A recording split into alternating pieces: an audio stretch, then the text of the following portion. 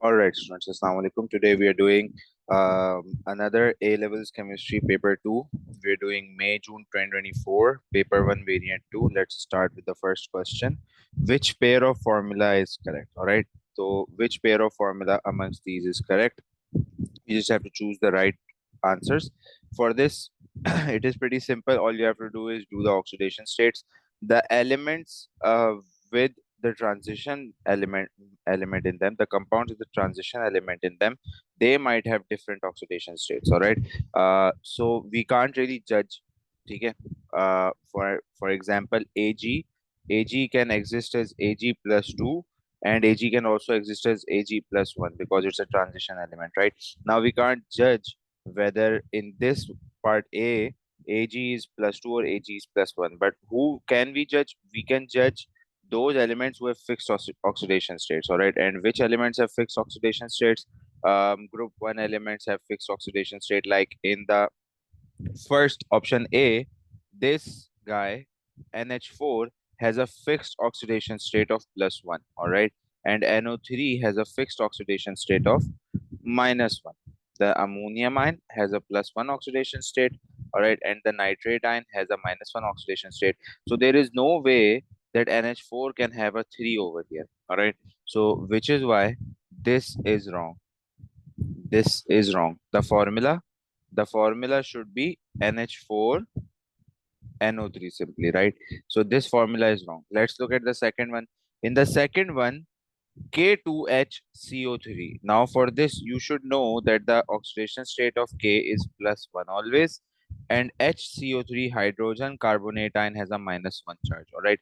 So this once again is wrong. Once again, it is wrong because the formula should be KHCO3. All right, not K2HCO3. So this option B is also wrong. Now let's look at option C. In option C, we see that Ag can have plus 1 plus 2 both charges. All right, so it's a transition element. We'll keep this. First of all, we are going to confirm the element whose oxidation states are fixed. Potassium once again has a plus 1 charge always, and phosphate has a minus 3 charge. So this is correct. All right, this is correct. This formula is correct. All right, so now we have to confirm whether AgHCO3 is correct or not. So AgHCO3 can be correct because Ag can have a plus 1 charge. All right, it can also have a plus 2 charge, but over here HCO3 has a minus 1 charge, therefore AgHCO3 can be correct. All right, so both these are correct.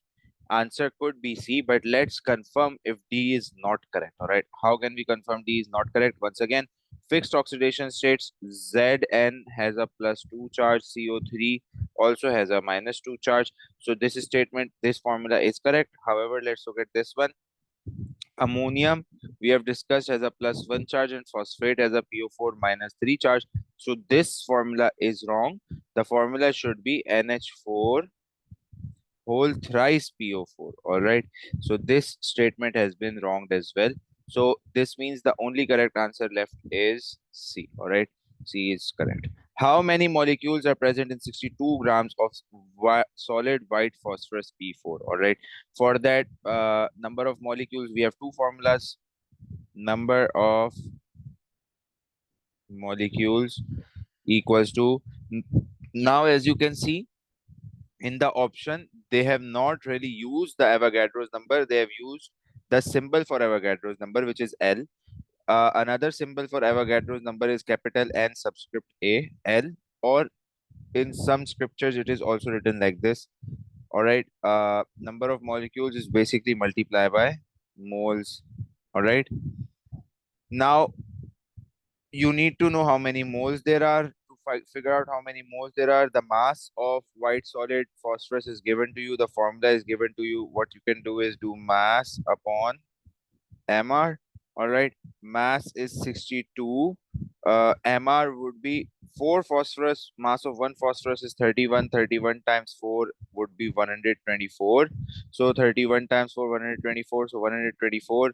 So this would be equal to 1 upon 2, right? Once you simplify. So basically you can write L multiplied by 1 upon 2, which is simply L upon 2. So this is your answer. Answer C. All right. Next question. Question number 3. The first 8 successive ionization energies for 2 elements of period 3 of the periodic table are shown in the graph. So they have specified that it is successive ionization energies of elements of period 3. Now, what are elements of period 3? Elements of period 3 start from sodium, then there is magnesium, then after a gap there is aluminum or aluminum. All right, and then after aluminum we have silicon, after silicon we have phosphorus, after phosphorus we have sulfur, after sulfur we have chlorine, and then we have argon. All right, so uh, these are the elements of the period 3. All right, 8 of them. Now the next thing, what have they asked us? What is the formula of the ionic compound from these elements? Okay, so for that they have given us specific things. All right, so we just have to choose. All right, of course we are going to cancel out B and we are going to cancel out D right off the bat, because calcium and potassium, they are from period 4, not period 3. All right, so this is wrong. Or automatically A and C could be the correct answer because they have elements of period 3. Now let's look at the first graph. The first graph has a huge jump between the 7 and the 8 ionization energy, meaning it has 7 valence electrons. How many valence electrons? 7 valence electrons. So who could it be? It would be chlorine, because out of period 3 elements, chlorine is the one that has 7 valence electrons. And then in the second graph, there is a huge jump between 2 and 3, meaning it has 2 valence electrons, which means that it must be magnesium. All right, so our formula should be made of magnesium and chlorine, meaning answer magnesium chloride. All right, so this is of chlorine, this is of magnesium. Formula should be magnesium chloride. Next question, in which pairs are both species free radicals?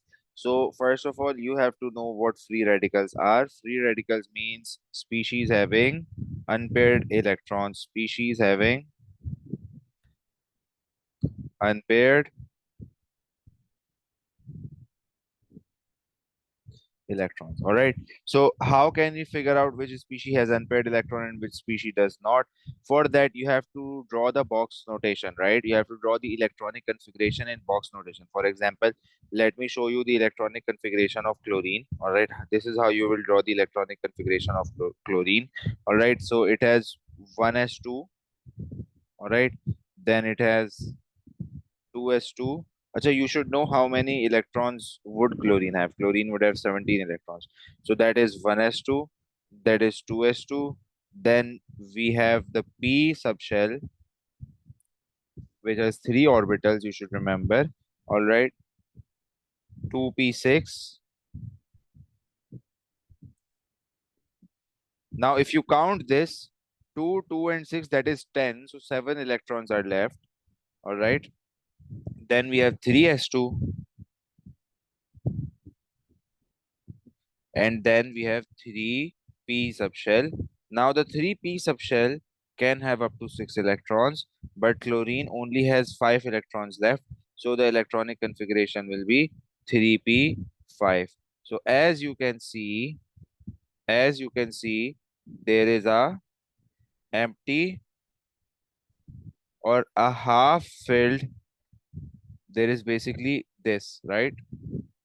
This does not exist. All right, or what we can do is draw a dotted line around this one. All right, and then we can label it 3p5, and this is an unpaired electron, meaning it is a free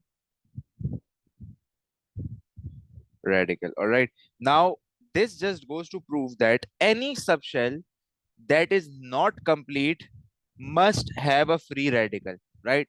That could be a general statement. Any subshell that does not have a complete matlab, that is not complete, any subshell which does not have all of its electrons, then that subshell is going to create a free radical. So oxygen, once again, oxygen in its natural state has the electronic configuration of 1s2, 2s2, 2p6, 3s2, and then 3p4, meaning the last subshell would have two single electrons.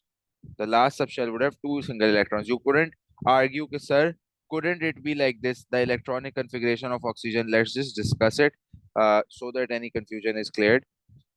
Could the electronic configuration look like this? Let me just copy all this because this is all going to be the same, right? So all the way till here, that is 12 electrons. Oxygen has a total of 16 electrons. Sorry, what am I saying? Oxygen has a mass of 16. Oxygen has 8 electrons in total. So the electronic configuration is going to come till 2p, and then after that, let's just show what is going to happen. All right. So in the p subshell of the second principal quantum shell, there would be 4 electrons, and this is how 4 electrons would be arranged: 1, 2, 3, and then 4. So that means it has 1 and 2 free radicals. All right, 2 free radicals. Okay, you can't argue, sir, couldn't it be like this, that the 4 electrons be arranged like this instead of the usual 1 in each, right? The answer is no.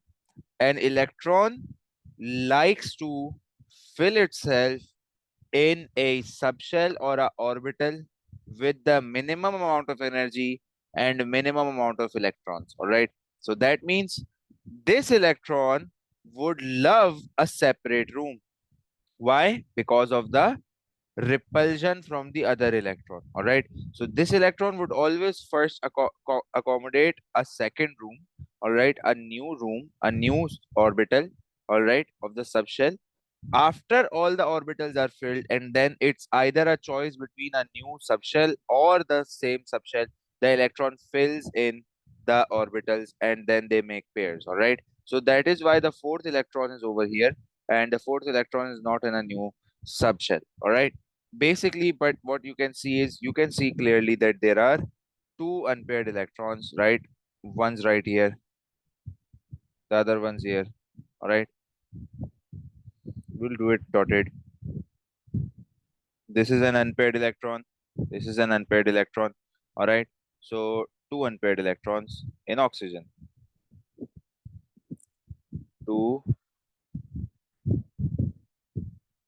unpaired electrons, meaning this is also a free radical. So which pairs or both species free radicals? So one is, all right. Now let's talk about Cl minus and O2 minus. Cl minus and O2 minus, ठीक है? Cl minus and O2 minus implies के Cl minus had 17 electrons. Now a minus means it has 18 electrons. All right. And then O2 minus means O had 8 electrons. Now it has 10 electrons. All right.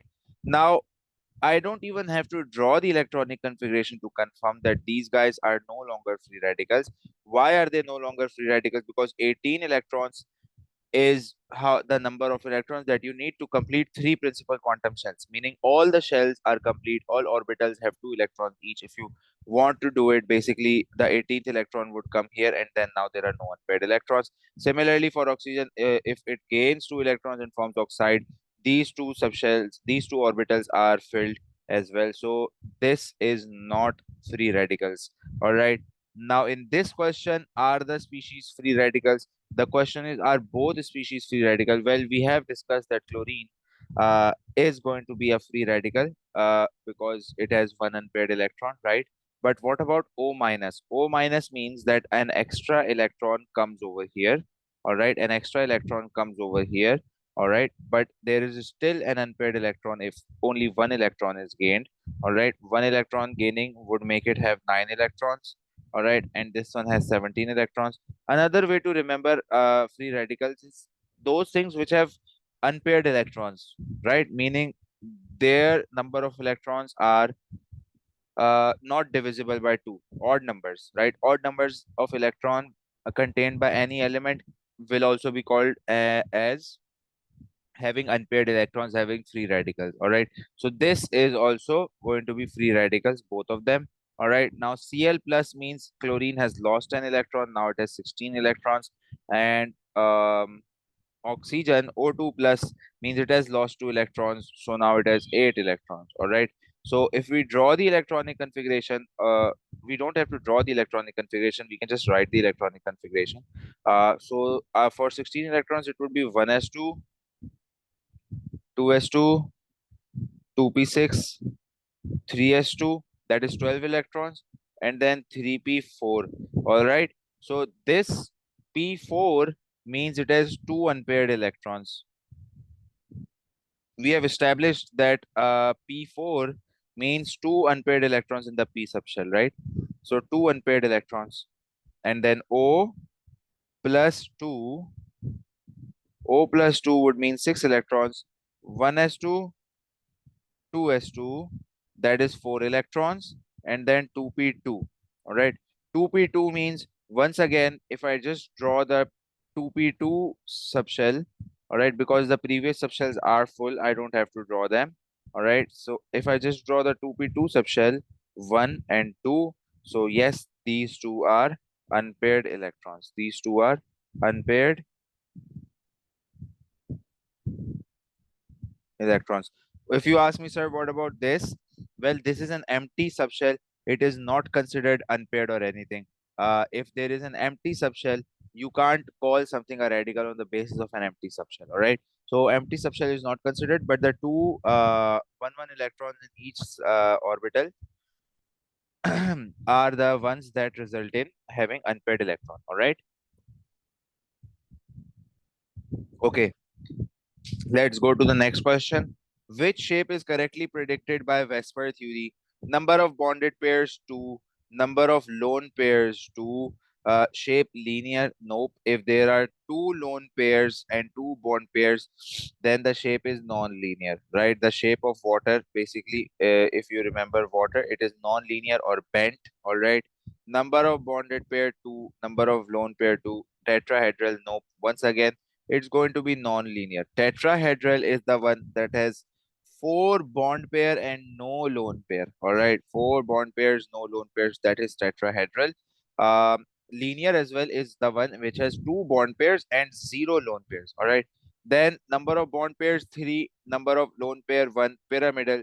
That is correct. All right. This is correct. C is the correct answer. But let's look at D as well. Number of bonded pair 3, number of lone pair 1.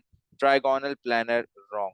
For trigonal planar, in fact, I'll correct these situations. All right, this should be 0. All right, this should be 0 and this should be 4 to call it tetrahedral. This should be 5 and this should be 0 to call it, oh sorry, no, that is trigonal bipyramidal. Uh, for trigonal planar, yes, this is correct, 3, but this should be 0 once again. No lone pairs in trigonal planar. All right, no lone pairs in trigonal planar. Okay, pyramidal is correct. 3 bonds and 1 lone pair. In which species does the underlined atom have an incomplete outer shell? So, in which species is there an incomplete outer shell? They're asking. Um, The answer is going to be pretty simple. Incomplete outer shell means a shell which contains less than 8 electrons, right? Incomplete outer shell would mean a shell which contains less than 8 electrons. They're talking about the underlined species, all right? So let's look at the first one, BF3. If you remember from the notes, BF3, in BF3, boron is a exceptional case.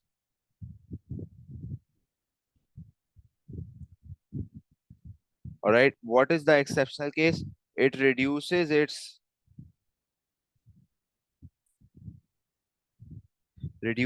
octet.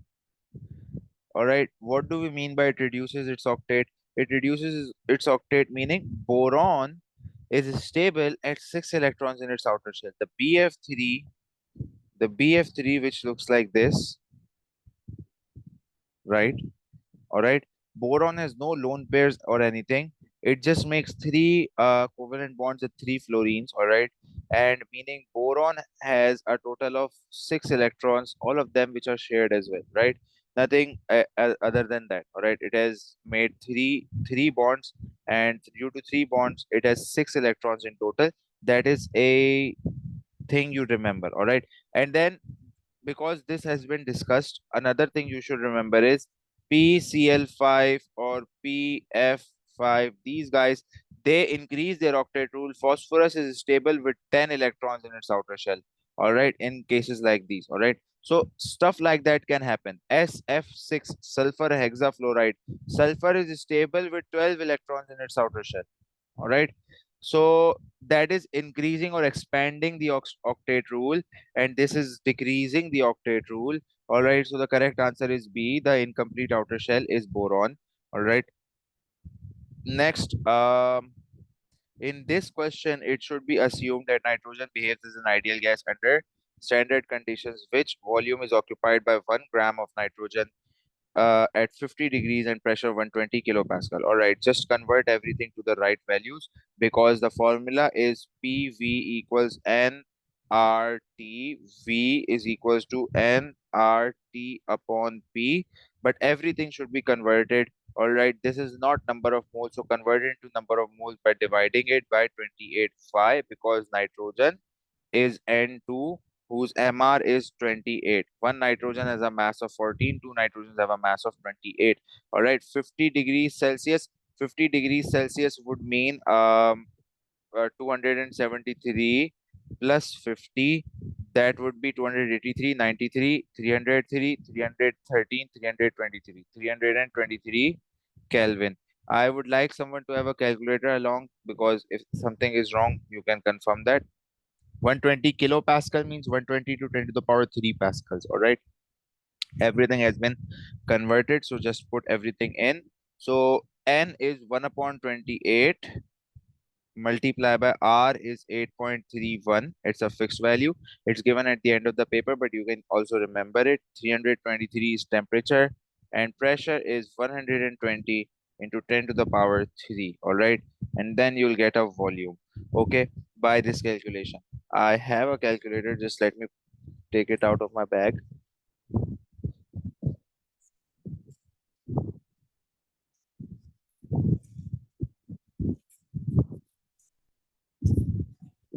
Okay.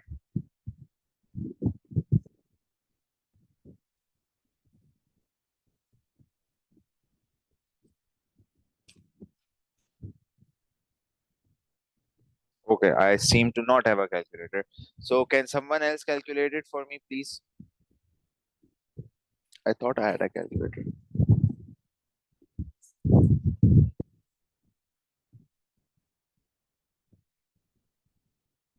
What would be the total answer of this?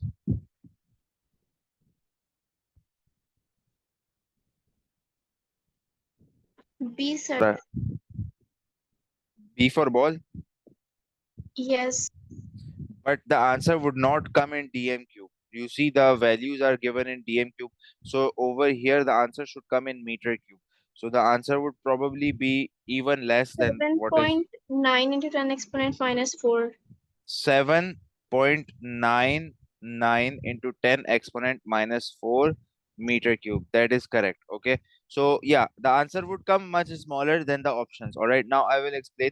The answer is always given in meter cube, because the ideal gas equation with the units that you use, the answer is always in meter cube. All right, now the question, the options are in dm cube, so of course the answer is going to be B, because it looks the closest to 7.99. All right, but if you wanted to confirm, if you want to go from meter cube to dm cube, if you want to go from meter cube to dm cube, you multiply by 10 to the power 3, and if you want to go from dm cube to meter cube, you multiply by 10 to the power minus 3. All right, so you have to remember this unit conversion. So 7.99 into 10 to the power minus 4, you multiply it by 10 to the power 10 to the power 3. All right, so it just becomes 7.99 into 10 to the power minus 1. Decimal jumps 1 backward, 0.799 would become the answer.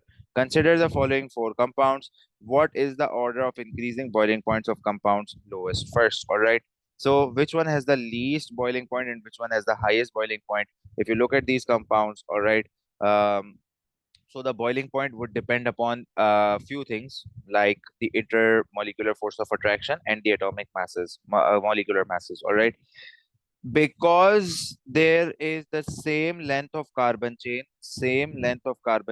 and not the same length of carbon chain, one extra, but similar. You can see that the size is similar, and similarly in this 3 and 4 carbons over here. All right, so all these guys have are going to be having some different boiling points. All right, and the boiling points are essentially based on the intermolecular force of attraction. All right, according to intermolecular forces of attraction, hydrogen bonding is the strongest. You can remember hydrogen bonding is the strongest form of intermolecular forces of attraction. And then there is permanent dipole. All right, all right, permanent dipole is observed in elements with electronegativity or basically polar compounds. All right, and then we have instantaneous dipole, induced dipole. All right, induced dipole, instantaneous dipole, like that. ID forces of attraction. All right, the intermolecular forces of attraction decrease. All right, highest intermolecular forces, and these guys are lowest, or we can say weakest. Weakest intermolecular forces. All right, and these guys are strongest. All right, so you have to observe which one has hydrogen bonding, which one has permanent dipole, and which one has induced dipole. All right, so right off the bat I can see there would be hydrogen bonding in this because it has the oxygen hydrogen bond. Remember, hydrogen bonding is only observed in oxygen hydrogen bonds or when there is nitrogen hydrogen. All right, so basically in ammonia and in water and stuff like that. All right, so this guy is going to have hydrogen bonding. So oops, hydrogen hydrogen bonding. All right, and then this is SH, this is SH, CH3, CH2, CH2, SH. All right, this would be permanent dipole, permanent dipole. Why do I say it would be permanent dipole, permanent dipole? Because there is an element with different electronegativity. What is its electronegativity? We don't have to know, but we know that because of this difference in electronegativity, there would be permanent dipoles forming. All right, so there is no worry in that. So this would be PD. All right, and now this guy is going to have instantaneous dipole, induced dipole. All right, and this guy is also going to have instantaneous dipole, induced dipole. Why do I say they are going to have instantaneous dipole, induced dipole? Because they don't look polar. All right, this is a completely linear structure, and this as well is a relatively linear structure. All right, three CH3 branches to the central carbon, which is joined to one hydrogen. All right, so there would not be a dipole in either of them. So these guys are not going to have permanent dipole or hydrogen bonding. All right. So these guys are not going to have that. So then what? Then what? ID and ID. So which one is going to have a lower boiling point and which one is going to have a higher boiling point? So over here, the next concept comes, and this is also a concept which you have to remember. This is what we call a branched compound or branched hydrocarbon. All right, this is what we call an unbranched or straight chain compound. All right, and here is another concept. Straight chain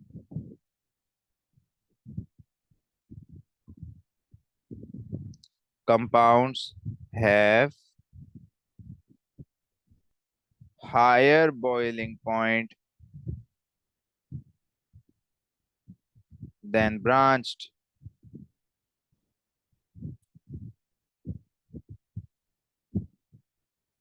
compounds. Okay, straight chain compounds have higher boiling point than branched compounds. Why would that be? If you want to explain, well, you guys are going to be giving P1. There is no need for explanations. But for your understanding, why would straight chain have higher? Because due to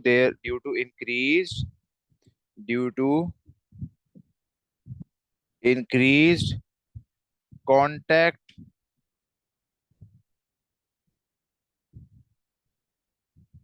points for ID forces.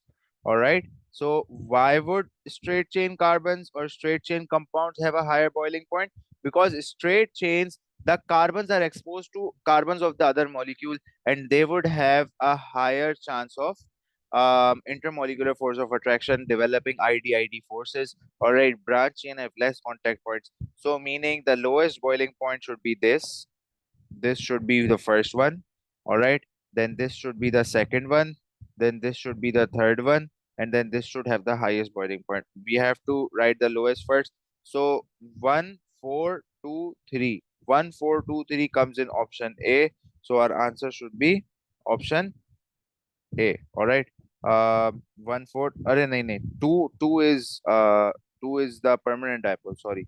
1 4 3 2, 1 4 3 2. The first one, this would be the first L, the one with the lowest. This should be the one, this should be on the second one, and then this should be on the third one, and then this should be in fourth place. All right. So where does it say? It says in B option. All right. So 1 4 3 2. All right, according to boiling point. Let's look at question number 9 now. Ethane can react with fluorine to produce 1,2-difluoroethene, C2H4F2. C2H6 plus 2F2 gives C2H4F2 plus 2HF. Delta H is equal to minus 960 kilojoule per mole. All right, another calculation question. This is also a very easy calculation question. They are asking us what is the bond energy of CF. Well, that is not a problem. If they have given us the delta H, then there is no problem. All right, because the formulas are very simple. First, you do bond breaking energy. Bond breaking energy. All right. In bond breaking energy, you can see that all the reactants, their bonds would be broken. So carbon, carbon, and then hydrogen, hydrogen, hydrogen, hydrogen, hydrogen, and hydrogen. All right. 6 carbon hydrogen bonds and 1 carbon carbon bond. That is what C2H6 is. 1 times carbon carbon bond. All right. Meaning 410. All right. 6 times carbon hydrogen bonds.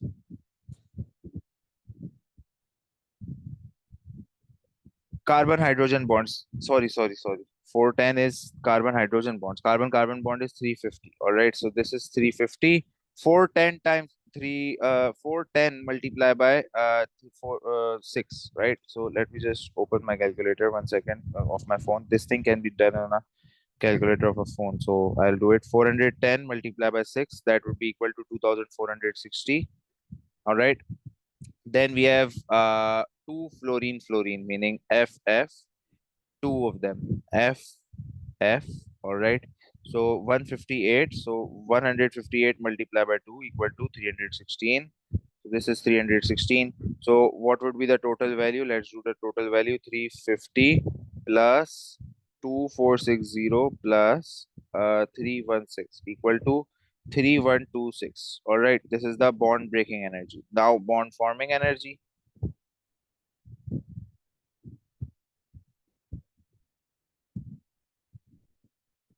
Bond forming energy. All right. So C2H4F2. All right. So once again, there would be 1 carbon carbon bond. That would be equal to 350. All right. Then there would be 4 carbon hydrogen bonds, because 2 of the hydrogen bonds have been replaced by 2 fluorines. All right. So 4 carbon hydrogen bonds. Carbon hydrogen bonds were 410. Let me do 4 times 410. That would be equal to 1640. All right. Then 2 carbon fluorine bonds. That is what we do not know, because we don't know the value of CF. All right. So we'll say CF is X. All right. So that would be equal to 2X. Okay. And then hydrogen fluorine bonds are also 2 hydrogen fluorine bonds. All right. Hydrogen fluorine bonds are 562 times 2, 2 times 562. That would be equal to 1124. What would be the total? 1124. The total value would be, I'll add all the constants, meaning numbers. 350 plus 1640 plus 1124 equal to 3114. 3114 plus 2x. This is the value. All right. Now the formula of enthalpy change delta H is equals to bond breaking minus bond forming. All right, that is the formula. Delta H is minus 960 equals to bond breaking. We got 3126. All right, 3126 minus bracket 3114, 3114 plus 2x. All right, so minus would make this value negative. It would also make this value negative. So the values would become minus 960 is equals to 3126 minus 3114 minus 2x. All right. So what is 3126 minus 3114? 3126 minus 3126 minus 3114. We are getting a whopping 12. Minus 2x is equals to minus 960. I'll take this minus 960 on this side and minus 2x on the other side. So all values are positive. So this will become plus 2x is equals to 12 plus 960. All right. 12 plus 960 we know is going to be 972, right? Yeah. So x is equals to 972 divided by 2. So what is 972 divided by 2? 486. All right. So that would be our answer, 486, which is part C. All right. 466 kilojoule per mole. That is our final answer. This is how you will do this question. All right. So you can find the delta H if all the bond enthalpies are given. But if delta H is given and all the bond enthalpies except for one is given, then you just rearrange the formula. You can still do the whole question. All right. The bond enthalpy that you do not know, consider it X and then solve the question. All right. Next question, which equation has an enthalpy change equal to standard enthalpy of formation of sodium oxide? Standard enthalpy of formation of sodium oxide. So for that, you should know what standard enthalpy of formation means. Standard enthalpy of formation means amount or energy released or absorbed, energy released or absorbed when 1 mole of substance forms, when 1 mole of substance forms from its elements. All right, the substance should form from its elements as well. That is also key. All right, 1 mole of substance should form. All right, so in two situations you can see over here and over here 1 mole of substance is forming. Over here and over here not 1 mole of substance is forming. They are wrong. All right, so it's either Na plus O2 gives Na2O, but the equation is not balanced, so this is also wrong. So the answer must be C. But let's see. 2Na plus half O2 gives Na2O. Yes, that is a balanced equation. So the answer is going to be C for cat. All right, so all the others are wrong. Next question, nitrogen dioxide reacts with water. 2NO2 plus H2O gives HNO2 plus HNO3. Which statement about this reaction is correct? Whenever something like this is happening, it's usually a disproportionation reaction. And there you go. In option B, you can see that it is a disproportionation reaction. I've done it blindly, but I can prove it to you. N over here as the oxidation state of +4 because two oxides are -4. All right. When it reacts, two oxides is still -4, one hydrogen +1, so N over here is +3. You can see that this has been reduced. Reduction has taken place over here. All right, when you calculated the oxidation state. Similarly, over here, three oxides -6, one H +1, N is +5. So going from +4 to +5, this is oxidation. All right, meaning it has gone disproportionation reaction.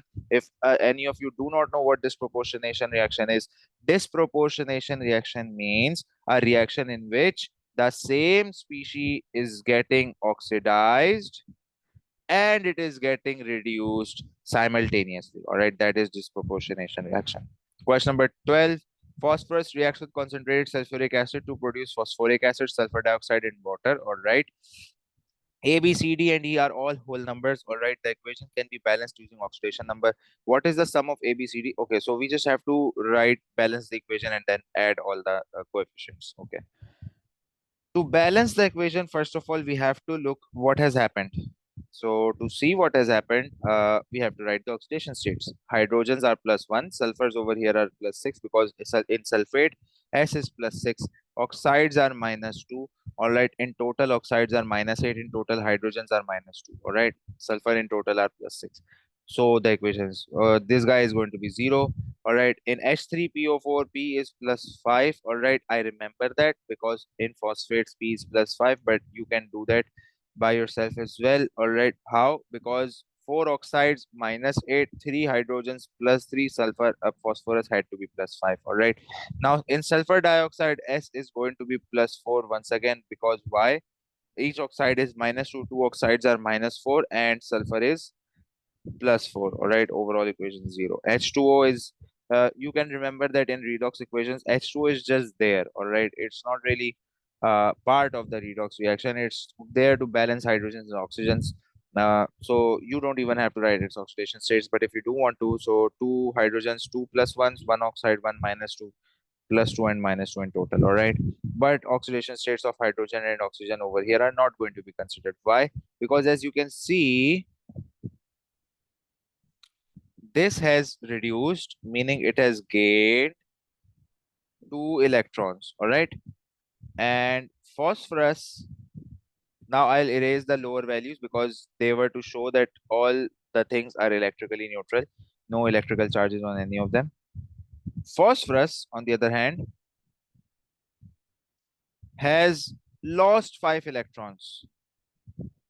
Lost 5 electrons. All right, now what do we mean when they say the equation can be balanced using oxidation number? First of all, if there are 1, 2, 3, 4, 5 things in a chemical equation, 2 reactants, 3 products, or 3 reactants, 2 products, or 4 reactants, 4 products, meaning if there are more than 4 total reactants and products, then you should always balance by oxidation numbers, because otherwise you're going to get stuck. It's going to be confusing. All right, how do you balance by oxidation numbers? Balancing by oxidation number means that the number of electrons gained should be equal to number of electrons lost. Right now, according to the equation, 2 electrons have been gained and 5 electrons have been lost. That cannot happen. So we are going to multiply this by 2 and we are going to multiply this by 5. All right, so now 10 electrons has been lost and 10 electrons have been gained. Now multiplying it by 5 means that you have to put a 5 instead of A. All right, you have to put a 5 instead of A. Okay, that is your first step. All right, once you put a 5 instead of A, then you put a 2 instead of B. All right, why? Because you multiplied it by 2. All right, so basically 1 phosphorus lost 5 electrons, 2 phosphorus would lose 10 electrons. All right, similarly 1 sulfur gained 2 electrons, 5 sulfurs, because we put a 5, will gain 10 electrons. Equation is now going to be easily balanced. Now all you have to do is balance C, D and E. So to balance C, D and E, what do? Okay, the oxidation numbers I'll write with red pen, because the balancing numbers I'll write with red pen because I want to change, so that you can see. All right, so C would have to be 2. Why do I say C would have to be 2? Because 2 phosphorus on reactant, so 2 phosphorus on product. All right, D would have to be 5. Why would D have to be 5? Because 5 sulfurs on reactant side, so 5 sulfurs on product side. I'm not even worrying about any other things. All right, I'm only worrying about phosphorus and sulfur so far. Now we only have to balance E, and as you can see, E contains hydrogens and oxygens. If you count the number of hydrogens, 5 twos are 10 hydrogens in total on the reactant side. All right, and then 2 threes are 6 hydrogens on the product side already, so we need 4 more hydrogens, so this has to be a 2. All right, another way to confirm it is to see that, look, 5 fours are 20. All right, 5 fours are 20.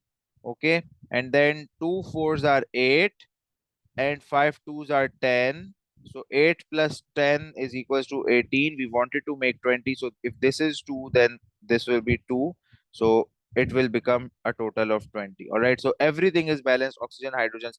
Once you put 5 2 2 5 2. All right, so A was 5 plus B was 2, C was 2, D was 5, and B was 2. In total, 5 plus 5, 10, and 3 twos, meaning 6. So 16 is your total answer. So 16 would be your final answer. All right. Now, next question, question number 13. The volume of ammonia produced against time is measured in two experiments. All right, the reaction is exothermic in forward direction. As you can see, the reaction is exo in forward direction. How can I see? Because delta H is negative. All right. In experiment 1, 3 mole of hydrogen and 1 mole of nitrogen react together at 45 degrees Celsius. Experiment 1, they're reacting at 45 and a pressure of 200 atmosphere. A graph showing the volume of ammonia produced against time is plotted. How does experiment 2 differ from experiment A? Well, in experiment 2, yield is less. Now, why could yield be less? Yield could be less because you have reacted at a higher temperature. All right, because the forward reaction is exothermic. Yield could also be less if you had decreased the pressure. Why? Because forward side has less moles of gas, backward side has more moles of gas. So if you decrease the pressure, yield would decrease. All right. Experiment 2 has lower yield. I will write that down over here so that you remember. Experiment 2 has lower yield. All right. This could be because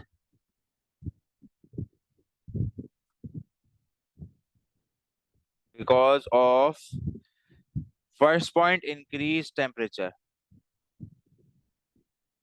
All right, if you increase the temperature, yield decreases. In an exothermic reaction, all right, a reaction which favors exo in forward direction, yield would decrease. All right, and then the second one is decreased pressure, because decrease in PRESSURE pressure would favor the side with more moles of gas, which are reactant side. All right. So let's see. This reaction took place at 45 degrees and pressure of 200 atmosphere. Now, in over here, iron catalyst, well, catalyst does not change yield beta. You have to remember, catalyst only increases the rate of reaction. 2 mole of helium gas is present in reaction mixture. Well, that doesn't do anything. Helium gas is not part of the reaction. All right. So B is also wrong. A pressure of 250 atmosphere is used. If you increase pressure, equation will move to forward direction because forward direction has lesser moles. All right. So obviously it has to be D because A, B, C are wrong. A temperature of 600 degrees. Yes, that is true. 600 at 600 degrees Celsius, there would be lesser yield but higher rate of reaction. All right, rate of reaction, as you can see, has increased dramatically. Next question, which reaction has an equilibrium constant Kp that has no units? Kp or Kc have no units when forward side and backward side have equal moles of gas, which is A. All right, so no, there are no units of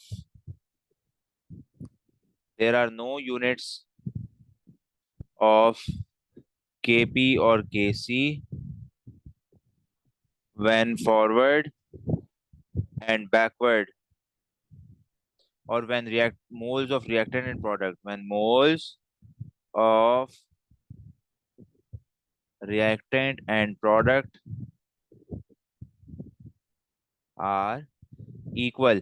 All right, one more thing you have to remember for this is that the moles of reactant and product, you only count the moles of fluids. All right, you count the moles of liquids, you count the moles of gases for Kc, and for Kp you only count the moles of gases. All right, moles of solids are never counted for Kc or Kp. Okay, so khair, in A both are gases, 2 moles on reactant side, 2 moles on product side. That is your answer. On to the next question, question number 15. Gas Q decomposes slowly at room temperature. Q, X, and Z. This looks like the Boltzmann distribution curve. Yeah, it is the Boltzmann distribution curve for a gas Q at room temperature is shown. Which change occurs when a catalyst is added to the gas? When a catalyst is added to the gas, what happens? The peak of the curve moves. No, peak does not move. All right. When a catalyst is added, the activation energy moves backwards. All right. This line just moves backwards when a catalyst is added. The number of particles with enough energy to decompose increase. Yes, that is true. That is 100% true, because once the line goes back, there are greater number of particles. As you can see, there are greater number of particles. All these particles are now going to also be able to decompose. All right. So EA is going to go back. B is our correct answer, but let's look at C and D. Kinetic energy does not increase. There is no change in energy. The value of EA decreases. That is true. right? Value of EA has decreased. Moving the vertical dotted line to the right of the diagram. This is not the right, this is the left. So this word right is wrong. So B is the correct answer. Question number 16. Which statement is correct? Aluminum chloride has a giant ionic lattice of Al3 plus and Cl minus ions. Aluminum and chloride ions. Um, Not true. Aluminum chloride basically forms Al2Cl6, a dimer, right? It's a covalent compound. So we can't say for certainty that Al and Cl, they are what we just said. Okay. Next question. Sodium chloride dissolves in water, forming hydrogen fluoride and sodium hydroxide. Yes, this could be, but once again, it doesn't really form. They ionize, and then yes, some part of it could be. Okay. Then next, the strong covalent bonds in silicon chloride prevent it from reacting with water. The strong covalent bond in silicon chloride, nahi. Silicon chloride reacts readily with water. We have seen that. When phosphorus pentachloride is added to water, the resulting solution conducts electricity. Yes. Why? Because the resulting solution contains, as the resulting solution contains, as the resulting solution contains aqueous HCl, basically a hydrochloric acid. All right.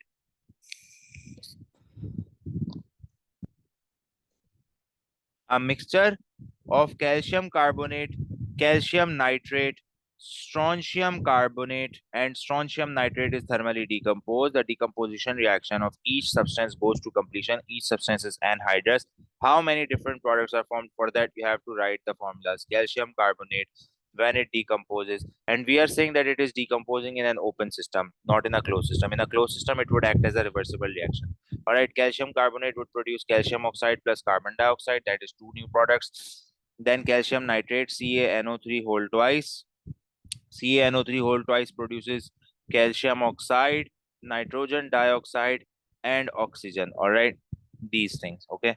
Then we have sodium strontium carbonate. The strontium carbonate, SrCO3, thermal decomposition, strontium oxide and carbon dioxide, and strontium nitrate, SrNO3 whole twice.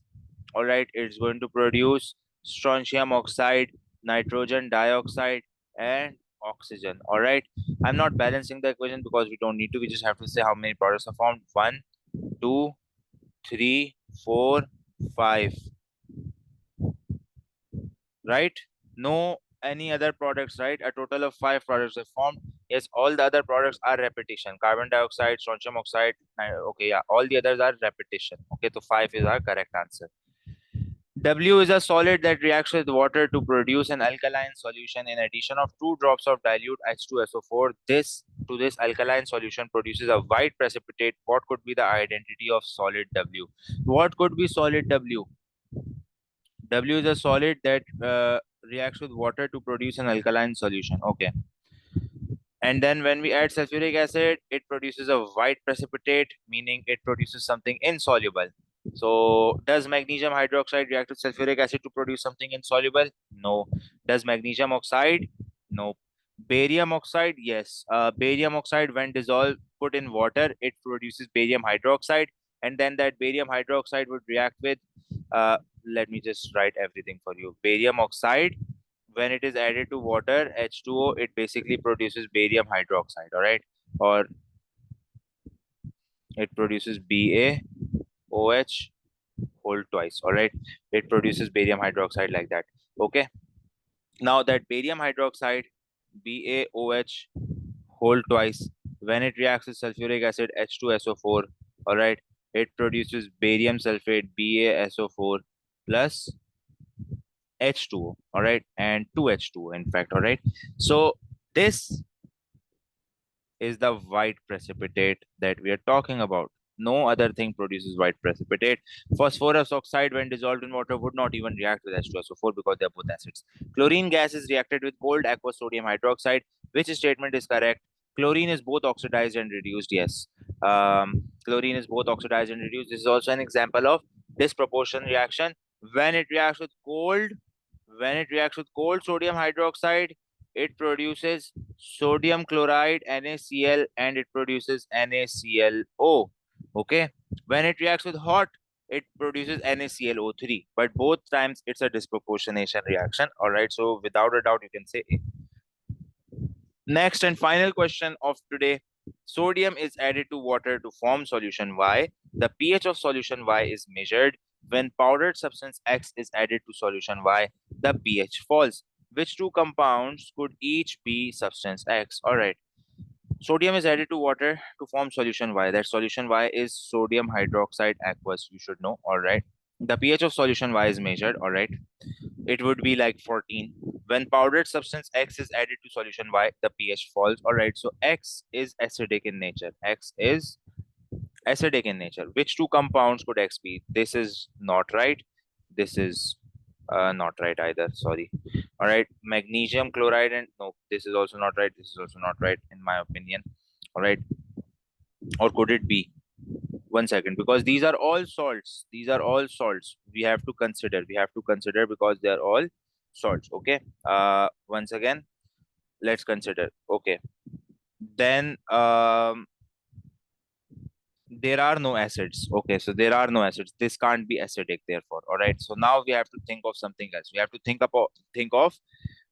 of displacement reactions. All right. We have to think of displacement reactions or double displacement reactions. All right. If we add NaCl and NaCl, it won't really displace NaOH. All right. However, the next thing that we can write, when powdered substance X, which two compounds could each be substance X?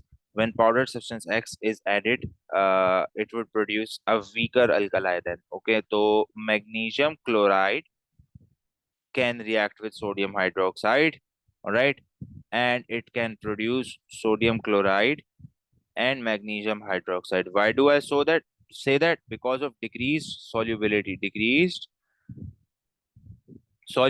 So due to state change, there could be a reaction. Due to state change, there could be a reaction. And then this is also a weaker alkali than NaOH. Weaker alkali than NaOH. All right. Now, among A and B, B cannot be correct because K2O is stronger alkali than NaOH,